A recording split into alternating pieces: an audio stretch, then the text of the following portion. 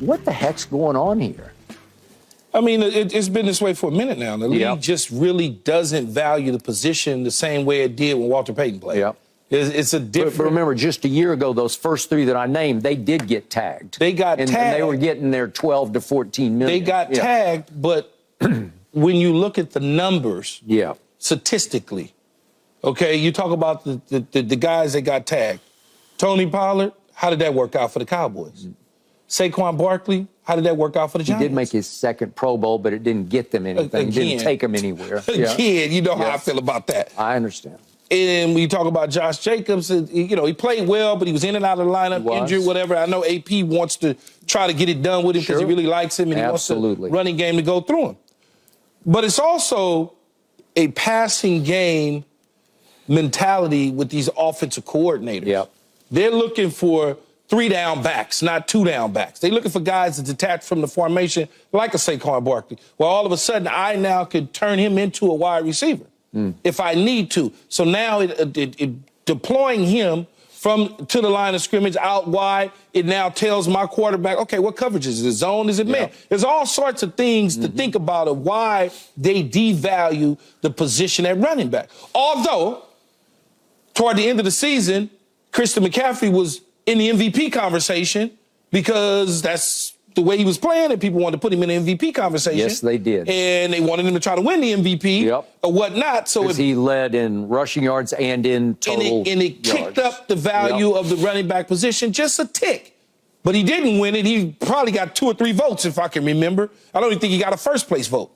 So now that you look at it, you say to yourself, would you take these guys and give them the franchise tag at 13, 14 million? Josh Jacobs, because his money was guaranteed last year, a little bit more money was guaranteed on his tag number is higher than the other guys. His tag number would be about 14.1 million, where the other guys are about 12.1 million because of that extra guaranteed money that he had in his contract.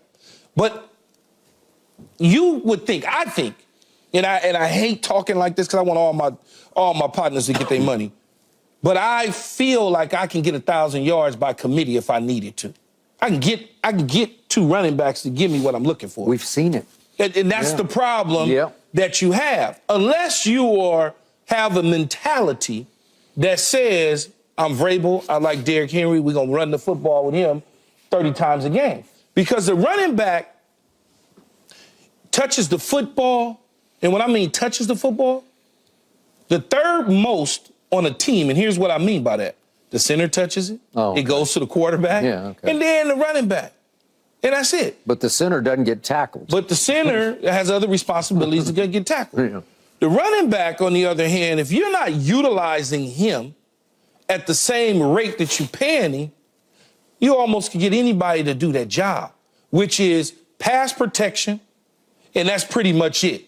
If he can't catch the ball out of the backfield. That's why I value Jacobs, and I value Saquon Barkley. And if Tony Pollard gets healthy, I value him. Austin Eckler is a good back, but I'm not paying Austin Eckler $14.5 million.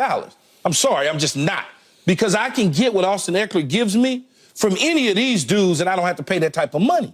But Saquon Barkley, for whatever reason, for my liking and my taste buds, he's pretty damn good, Skip. He's pretty good when he's healthy. I understand if you didn't do well against Dallas, you ain't good. I get it. That's your whole premise. If you didn't do well against Dallas, you're not good. You're not good. Well, and if you did well against Dallas, you're the best ever. He's 0-10 against Dallas in his career. That's why I said that. Because I know your mindset and the way you think. Yeah, we talked about it yesterday. So you know my ammo on this. But this is the reason why, though. They don't value the position. Okay, they don't.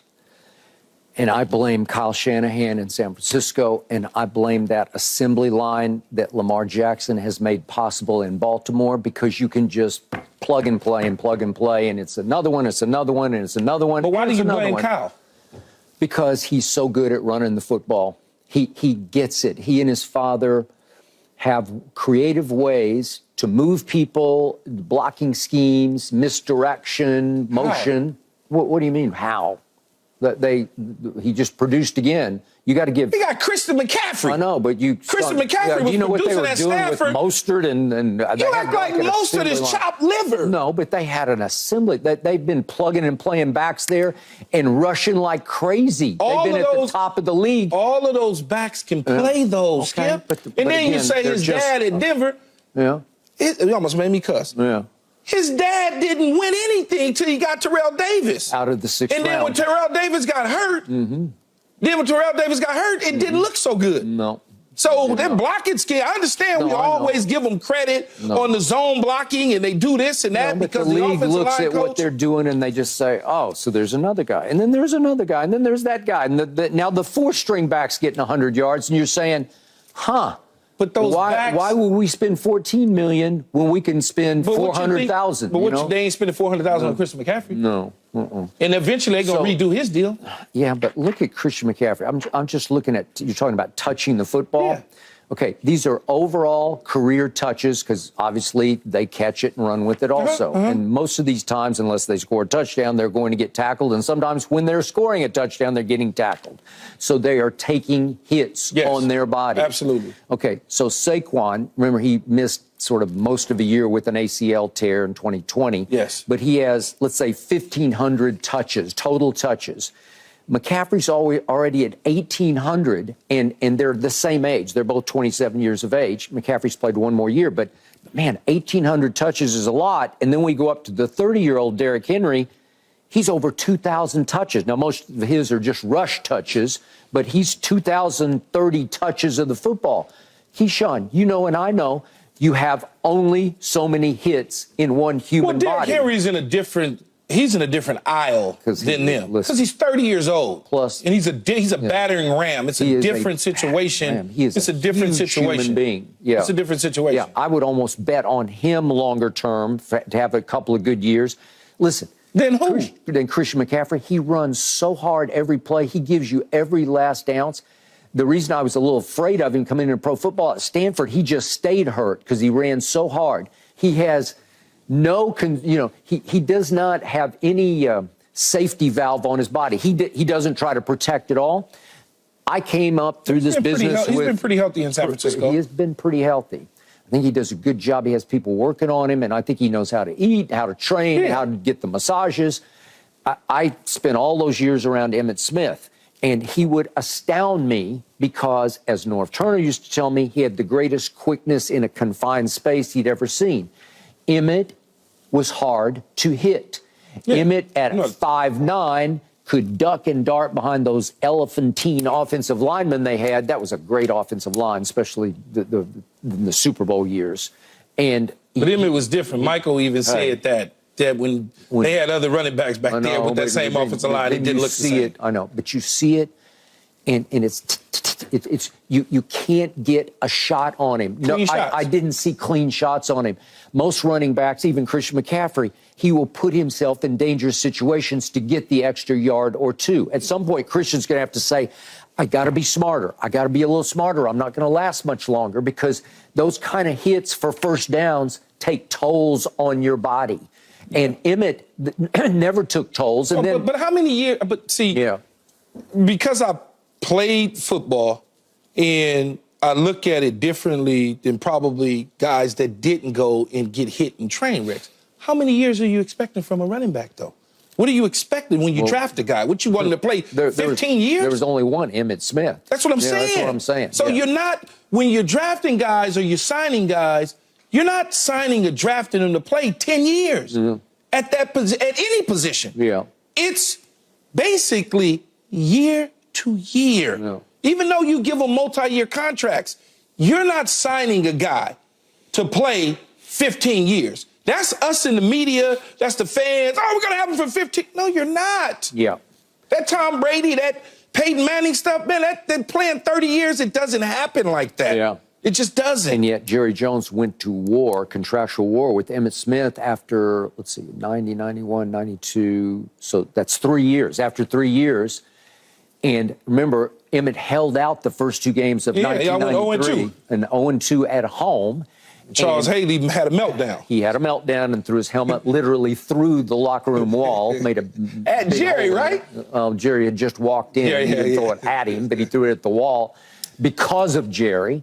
And he hoped that would prompt Jerry, which it did. It did. Yeah, it did. Sure, I'll sign right now. Okay. And then here comes Emmett back, and all he did was win MVP that year, and all he was Super Bowl MVP, and they got it back together in time to go win. But that was an era where they valued the running back. Yeah, but Jerry's still afraid, how far can I go with this? There was still that old saw, that old bromide out there in the NFL in those days, like early 90s.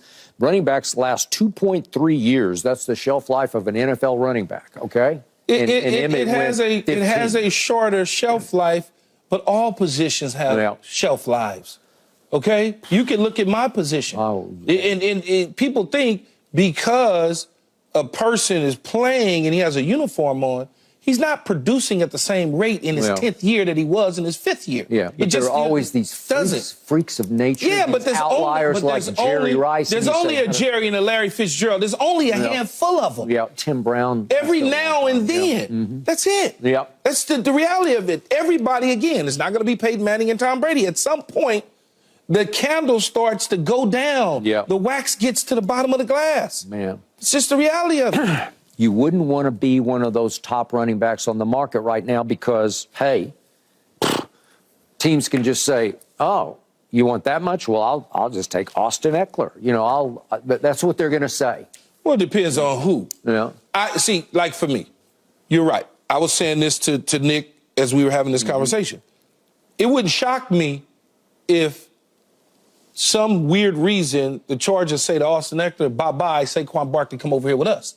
Maybe. It wouldn't shock me if that was the case. It all depends on what that person wants to do. It wouldn't shock me if Jerry Jones got Austin Eckler on a cheap deal. And that may be, and that may fit good for them. It might. It just all depends on what you're looking at. But again, in the running back position in that space, I'm not looking for him to play 10 years anyway. Yeah. I'm only looking for him to play a short amount of time. Yeah. You look at the Ezekiel Elliott deal and say, why would he give it? That deal wasn't supposed to go 10 years. That deal went where it was supposed to go. Yeah. He got out of him what they were supposed to get out of him, and that's why they paid him. Well, even Kansas City, they spent a fairly high pick on Edwards-Helaire, and now they're just saying, we found Pacheco, we stole him later in the draft, and we're good. And 3 years from now, they'll find somebody else. They will. That's what happens. Yeah, and I told you, those sleepers in the draft, according to USA Today, the top 3 were running backs. Somebody will just gobble them up. Second round, third round, fourth round, whatever, and they're much But I'm still taking Saquon Barkley and Josh Jacobs. I don't give a damn what nobody tells me. Thanks for watching, Undisputed fans. Do you want more highlights from the show? Make sure to click that subscribe button for all the exclusive content from Undisputed.